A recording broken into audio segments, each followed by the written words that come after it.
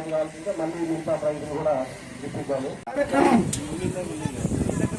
ముఖ్య ఉద్దేశం ఏమంటే మన స్కూల్ స్టార్ట్ మన Annamacharya English medium school start చేసి దాదాపుగా 5 వసంతాలు పూర్తి చేసుకుంది.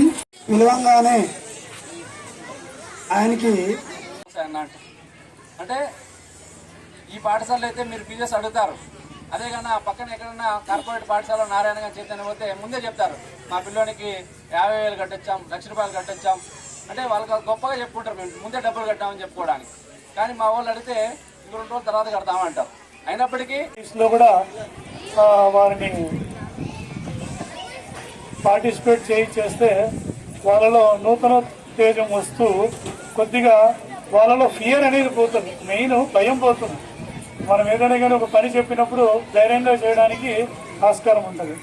అలాగే ఇంతకుముందు చదువుకోవడానికి చాలా మైళ్ళ దూరం ప్రయాణం చేసేవాళ్ళు, అక్కడే వదిలేసి పిల్లల్ని అక్కడే చదివించేవాళ్ళు. అలా కాకుండా చదువు మన చెంతకే సో అనే ఒక చదువు చెప్పాలి, మన పిల్లలు కూడా బాగుపడాలి, మన పిల్లలు కూడా 10 మందిలో తలెత్తుకు తిరగాలి అని ఒక మంచి ఉద్దేశంతో మన శ్రీనివాస్ నాయక్ గారు అలా మన్సూర్ రెడ్డి గారు వీళ్ళందరూ కూడా ఒక మంచి దృక్పథం ఇందాక చెప్పారు. కరోనా పీరియడ్లో చాలా బాధపడ్డారు, అయినా కూడా కృంగిపోకుండా ప్రజలకు పిల్లలకు సేవ చేయాలనే ఒక మంచి ఉద్దేశంతో ప్రారంభించిన ఈ స్కూలు దినదినాభివృద్ధి చెందుతూ వీళ్ళు ఒక మొక్క నాటారు, ఒక మామిడి మొక్క అనుకున్నాం.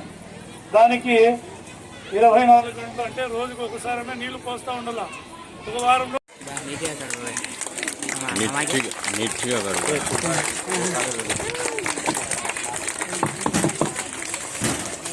కట్టండి, గిట్టుగా కట్టండి, మరి కోరుతున్నాం.